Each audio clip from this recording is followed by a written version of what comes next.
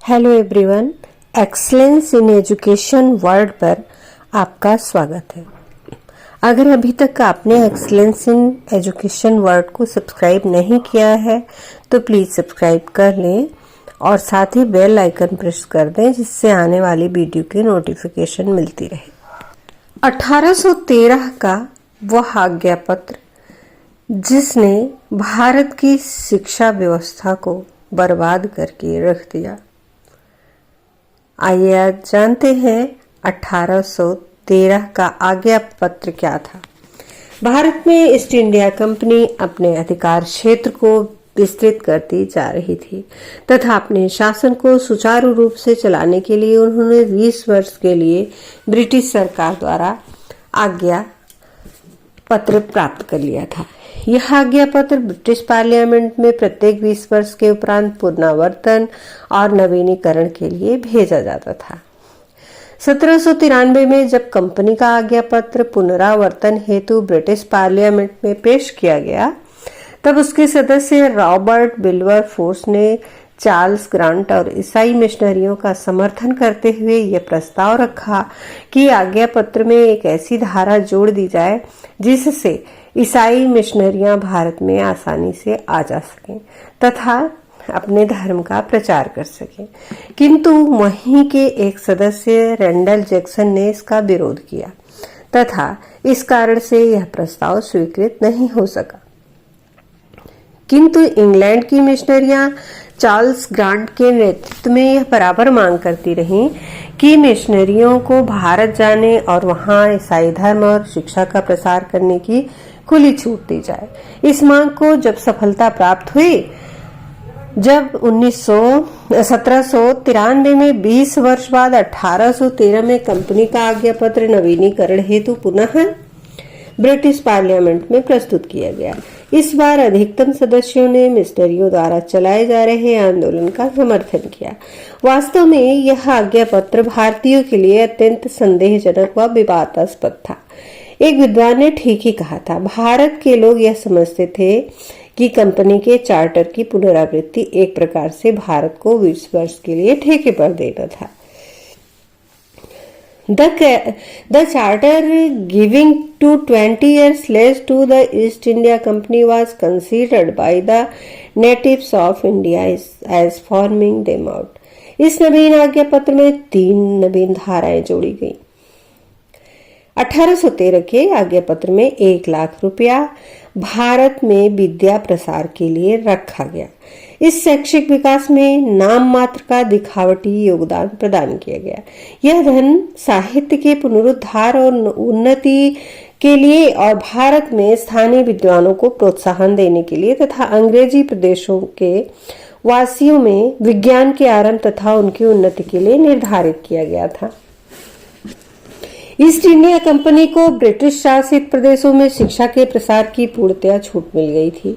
यूरोपीय देश किसी भी मिशनरी को भारत में प्रवेश की ईसाई धर्म, संस्कृति व शिक्षा के प्रचार प्रसार की अपूर्णतया अनुमति प्राप्त हो गई थी। वास्तव में कंपनी को प्रशासनिक आवश्यकताओं के लिए ऐसे व्यक्तियों की आवश्यकता थी जो शास्त्रीय और स्थानीय भाषाओं के अच्छे ज्ञाता हो। न्याय विभाग में संस्कृत, फारसी व अरबी भाषा के ज्ञाताओं की आवश्यकता थी ताकि वे लोग अंग्रेज न्यायाधीशों के साथ परामर्शदाता के रूप में बैठ सके व हिंदू तथा मुसलमान कानून की व्याख्या कर सके।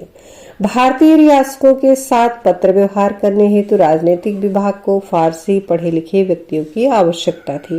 अतः स्पष्ट रूप में कहा जा सकता है कि यह राजपत्र ईस्ट इंडिया कंपनी की स्वार्थ सिद्धि हेतु एक प्रपत्र था तथा ईसाई मिशनरियों की विजय का प्रतीक था।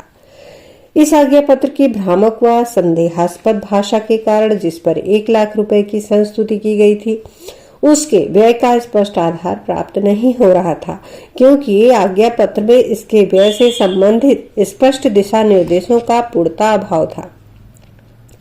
कंपनी को भारत में शिक्षा प्रसार का अधिकार तो अवश्य प्राप्त हो गया था, किंतु भारतीय भाषा, साहित्य, निवासी आदि शब्दों की स्पष्ट व्याख्या नहीं की गई थी। इन समस्त भ्रामक परिस्थितियों ने एक नए विवाद को जन्म दिया जिसे प्राच्य पाश्चात्य विवाद कहा गया। आंग्ल प्राच्य विवाद यानी प्राच्य पाश्चात्य विवाद 1813 के आज्ञा पत्र के अनुसार भारत में जनसाधारण की शिक्षा का संपूर्ण दायित्व कंपनी का था तथा इस कार्य हेतु प्रतिवर्ष 1 लाख रुपए की धनराशि सुरक्षित कर दी गई थी। इसके लिए 1823 ईस्वी में एक लोक शिक्षा समिति की स्थापना की गई। इस लोक शिक्षा की सामान्य समिति में 10 सदस्य थे। उनमें 2 दल थे, एक प्राच्य विद्या समर्थक दल था तथा दूसरी ओर आंग्ल दल था जो अंग्रेजी को शिक्षा के माध्यम के रूप में समर्थक था। यह विवाद 20 वर्षों तक चला। यह विवाद विस्तृत रूप में इस प्रकार था। आंग्ल प्राच्य विवाद के वास्तव में कुछ कारण थे, जैसे 1813 के आज्ञा पत्र की धारा 43 में वर्णित शब्दों, साहित्य, भारतीय विद्वान, भारतीय भाषा व निवासी आदि की स्पष्ट व्याख्या नहीं की गई थी। इस राजपत्र में शैक्षिक विकास हेतु 1 लाख रुपए की धनराशि की पेशकश की गई थी, किंतु इन दोनों बिंदुओं से संबंधित अनेक विवादास्पद प्रश्न दोनों दलों के लोगों द्वारा उठाए जाने लगे तथा दोनों ही समूहों के द्वारा तर्कपूर्ण पक्ष प्रस्तुत किए जा रहे थे, जिनको नजरअंदाज नहीं किया जा सकता था। प्राच्य विद्या समर्थक दल का नेता H.T. प्रिंसिप था तथा कुछ विद्वान जैसे लॉर्ड मिंटो, H. विल्सन आदि भी इस वर्ग का समर्थन कर रहे थे। ये सभी लोग प्राचीन भारतीय साहित्य के समर्थक थे तथा चाहते थे कि भारत में शिक्षा का प्रचार प्रसार भारतीय स्थानीय भाषाओं के माध्यम से अनुसार भारतीय प्राचीन साहित्य के रूप में ग्रहण कर रहे थे। यह दल भी 2 भागों में विभक्त हो गया। पहले दल का प्रतिनिधित्व तो भारत के ऐसे लोग कर रहे थे जो वास्तव में भारतीयों के हित में तर्क प्रस्तुत कर रहे थे तथा दूसरे भाग के प्रतिनिधि ब्रिटिश हित की बात कर रहे थे।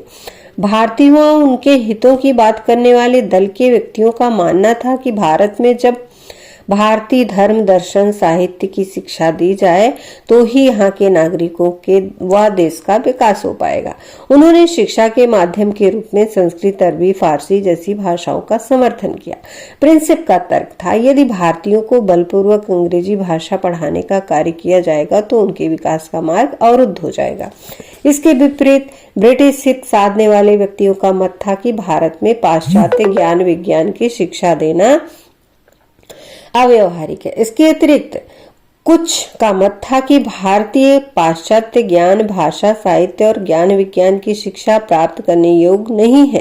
अंततः स्पष्ट रूप से प्रमाणित हो गया था कि प्राच्यवादी दल के ब्रिटिश हित साधने वाले व्यक्ति भारतीय ज्ञान विज्ञान को भारत में संचालित करने के पक्ष में इसलिए थे ताकि भारतीय जनता का विकास न हो सके तथा वह ईसाई धर्म व संस्कृति अपनाने को विवश हो।